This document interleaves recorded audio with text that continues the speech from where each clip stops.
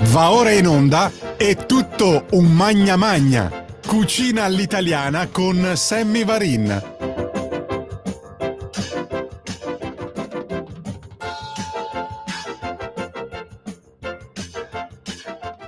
C'ho la griglia piena, ragazzi. Mamma quante cose da cucinare in questi giorni, mamma mia. Se poi penso a Pontida, ragazzi, la polenta quest'anno. Oh, ci sarà il clima giusto, con il sole. Questo ve lo dico proprio con assoluta certezza. Questa domenica al grande raduno di Pontida ci sarà il sole, ma non suderemo, che è una grande novità, anche se piace comunque il leghista sudato, un po' puzzolente, ha il suo fascino, assolutamente sì. Chiaro che saremo tutti profumati, fango qualcosa ci sarà, ma non tanto, ma soprattutto ci sarà il sole, e questa è la cosa principale. Quindi chi è ancora indeciso, prenoto, non prenoto, con la margherita, no, prenotano, prenotate sto cavolo di pullman, andate sul sito legaonline.it perché ce ne sono ancora. Ora non posso dire che ci sono ancora tutti, perché mi dicono ad esempio in provincia di Varese non ce ne sono più praticamente, si sono fatti quelli e non se ne riescono più a trovare altri, capisci? Quindi qualcuno rimarrebbe a casa. No, non è possibile una cosa del genere. Appello figlio d'Apollo e facciamo un pullman in più, dai, che cavolo, dice, per 2 persone non si può fare, posso capire. No, ci si rivolge magari alla sezione della Lega un po' più distante vuol dire magari 10 chilometri, e si va con il pullman della sezione vicina. Mi raccomando, perché questa domenica il grande raduno della Lega a Pontida in provincia di Bergamo sarà un'emozione gigantesca. Volete sapere qualcosa che ancora non sapete? Comunicato stampa Lega appena uscito, non lo ha detto nessuno lo conosce, io lo so e ve lo do. Da Pontida lo slogan di Pontida quest'anno, signori, lo slogan di Pontida, silenzio assoluto, lo slogan sarà sulla difesa dei confini, signori. Lo volete sapere? Ve lo dico in anteprima, non lo conosce nessuno e io lo so, non ve lo dico, sì che ve lo dico, non ve lo dico. Allora, sto cazzo, lo dice o non lo dice? Ve lo dico? Lo slogan sarà: non è reato difendere i confini. Sì! Sarà la scritta a caratteri cubitali scelta quest'anno per caratterizzare il palco di Pontida 2024 in agenda questa domenica 6 ottobre. A questo evento, vi leggo il comunicato stampa, tra gli altri parteciperà anche il portavoce di Vox, José Antonio Fuster, oltre a big come Viktor Orban e Geert Wilders. Chi parteciperà alla manifestazione di Pontida potrà firmare a sostegno di Matteo Salvini, coinvolto nel processo Open Arms, e verranno distribuite gratuitamente le tessere da socio fondatore del Comitato per la sicurezza dei confini. Figata! Un attestato che confermerà la propria vicinanza al leader e la determinazione a difendere i confini. Azzolina, mi piace molto questa cosa. Ve lo porto poi, la prossima settimana me lo appendo qui al collo e avrò la io faccio già parte, sono socio di questo comitato. Non è reato difendere i confini. Vi sto dicendo cose che nessuno sa ancora, ragazzi. Il bello di essere qui in Bellerio. Sopra di noi Matteo Salvini mi ha proprio tirato giù l'aeroplanino, no? E l'ho preso al volo.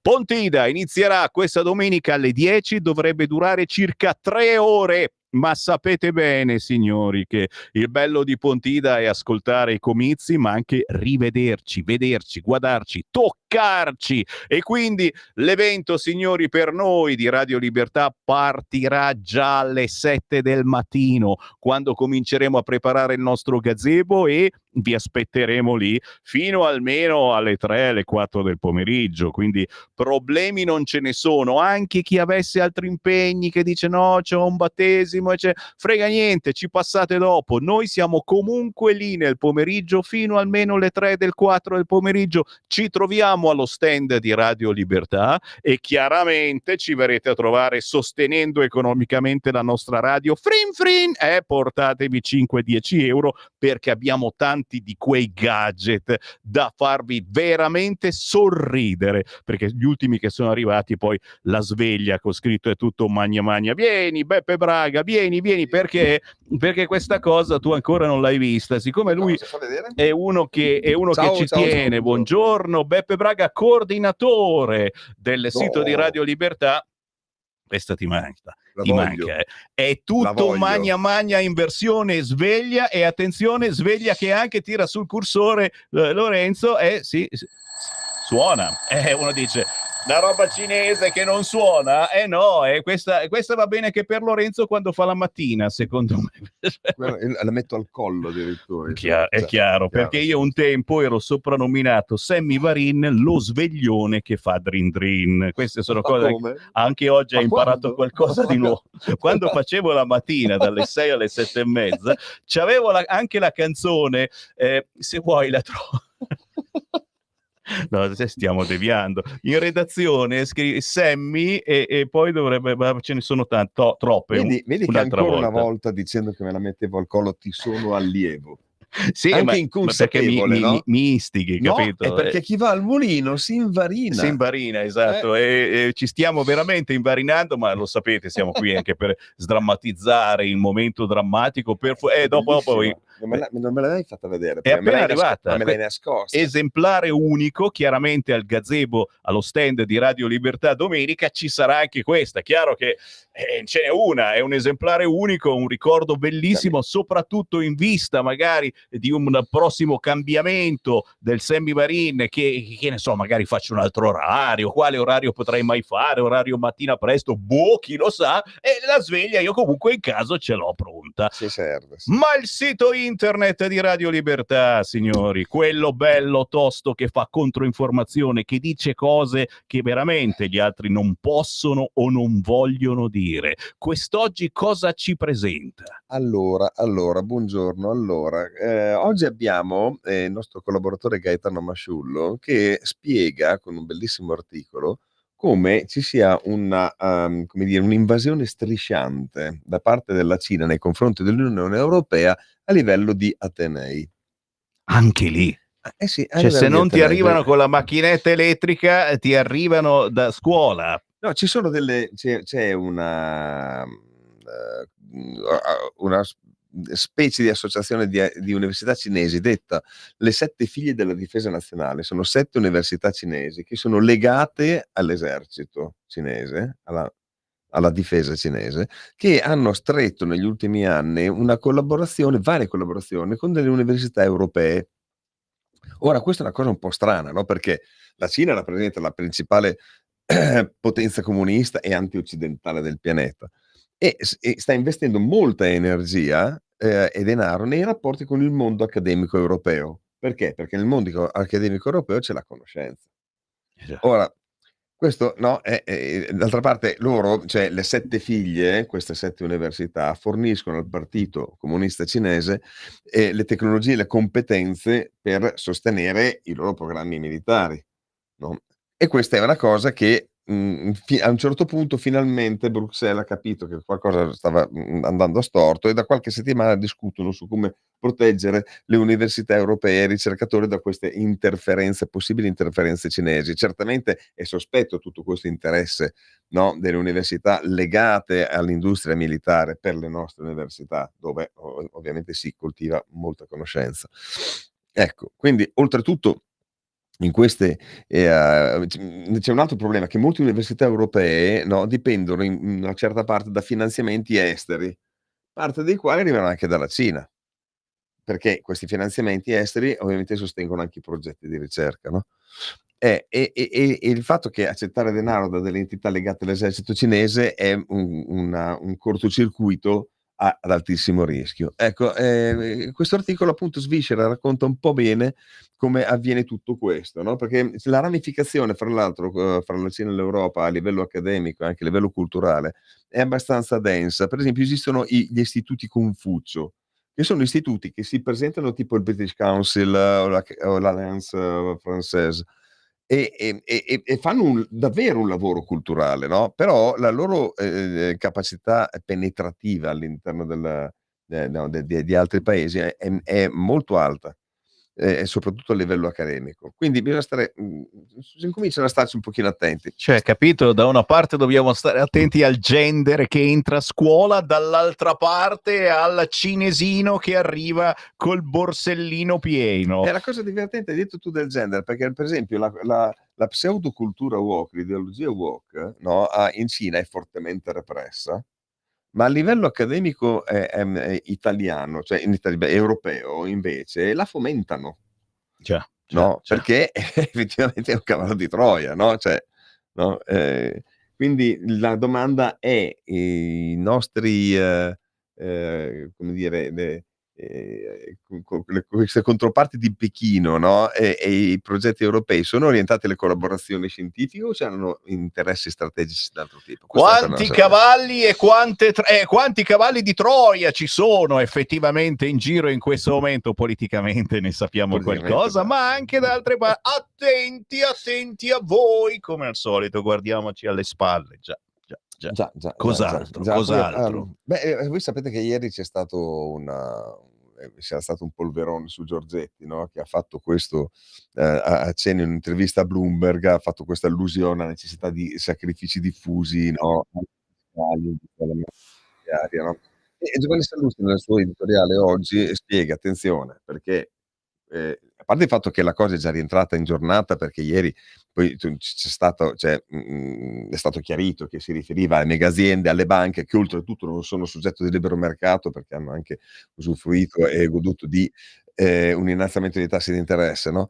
Per cui si sta parlando eventualmente su un discorso sugli extra profitti, quindi non certamente sulla. E quello che preme però è quello, e questo spiega Sallusti, spiegare perché il governo di centrodestra non introdurrà né nuove tasse, né le alzerà, perché è contrario proprio alla propria natura. Il centrodestra è nato proprio su una questione fiscale, sulla rappresentanza dei ceti produttivi abbandonati, no, e il forzaleghismo, che è stato l'incubatore negli anni '90 del centrodestra, dava per prima cosa voce al problema delle questioni fiscali, a tutti i problemi delle persone sulla questione fiscale, no, perché lo Stato era diventato predatorio e era nemico di chi faceva impresa, no, e su questo sono nati Forza Italia, che ha dato come, impronta il verbo all'insegna della rivoluzione liberale, no, e la Lega è nata da una spinta fortemente liberista e in rappresentanza appunto dei siti produttivi, maggior parte diffusi al nord, ma non solo, no, che erano stati completamente abbandonati dalla partitocrazia, no, ed erano preda, no, di ogni pulsione fiscale, no, e lo stesso Fratelli d'Italia si è evoluta molto, no, si è staccato dallo statalismo un po' novecentesco, no, della destra tradizionale, e anche essa ha virato verso un modo di essere conservatore di tipo produttivista. Quindi in realtà tutti quanti i tre partiti della maggioranza che oggi è al governo hanno una natura che è profondamente liberista. E questo ovviamente esclude, perché sennò bisognerebbe escludere appunto il DNA dei tre partiti che compongono il centrodestra che è al governo oggi, no, e sarebbe un atteggiamento masochistico oltretutto, perché negherebbe il centrodestra, che nasce proprio in opposizione alla sinistra, in un concetto di impresa completamente differente, no, del rapporto fra l'impresa e il lavoratore, fra l'impresa e lo Stato, no, e anche con il fisco, come il fisco, che è una cosa che nasce come al servizio della collettività, no, con anche una forte predisposizione ad andare a cercare di limitare il più possibile gli sprechi per alleggerire il peso fiscale. Questa è la realtà. Aspetta, che sto prendendo appunti. Forza leghismo, anche questo è un bel termine che suona, sai, sa che io sono uno degli untori del leghismo, no? E il forza leghismo mi rende... guarda, e io mi ungo, Joyman, sì, Joyman, come si sì, dice sì. a Milano e a Bergamo. E questi sono gli Mi argomenti, signori, abbevero, che mi abbevero, mi sì, abbevero. che adesso andiamo veramente, siamo in area protetta, sì, per No, perché fortuna. cioè, Cos'altro? C'è andate ancora a qualche guardare un'occhiata segnalazione? anche, se siete interessati, come immagino siate tutti interessati, alla questione della autonomia differenziata. Voi E come sapete che no? abbiamo una bellissima rubrica settimanale di Giuliano Zolin, che si chiama Regioniamoci sopra, che si occupa proprio delle questioni regionali e dell'autonomia differenziata, e ogni settimana Giuliano ci pone alcune questioni, fa 4 conti, crea le premesse sempre e le spiegazioni, perché dovrebbe farci un libro per spiegare per quale motivo l'autonomia differenziata è sempre conveniente. E in questo caso, come al solito, lui ovviamente fa tutta una serie di ragionamenti sui paradossi del referendum, che sono quelli che poi fra l'altro vediamo anche quotidianamente, no, il e in particolare poi c'è anche una questione che a un certo punto diventa quasi autoimmune, per molti, no, chi critica l'autonomia alla fine si contraddice, o si è contraddetto prima, perché la sinistra prima lo voleva e dopo non lo vuole. Forza Italia adesso sta facendo un sacco di tira e molla su qualcosa che fa parte del programma delle priorità del governo, per quanto a un certo punto Tajani aveva detto non è una priorità. Certo che lo è, invece lo è. E addirittura dentro la commissione Cassese, che è quella che sta studiando la formula dei LEP, no, che sono i livelli essenziali di prestazione, che sarebbero quei contrappesi che dovrebbero servire a rendere l'autonomia differenziata equilibrata a nord, a sud in tutte le regioni, no, e ecco, c'è all'interno di questa commissione c'è un esponente di Forza Italia, che è Enrico La Loggia, no, che dall'interno sta muovendo delle obiezioni, no, che se si tiene conto del costo della vita, no, proprio nel momento in cui bisogna stabilire che cosa siano i LEP, no, questo causerebbe lo stabilire i LEP delle divisioni nelle regioni in serie A e in serie B. Allora, prima di tutto il costo della vita è la realtà.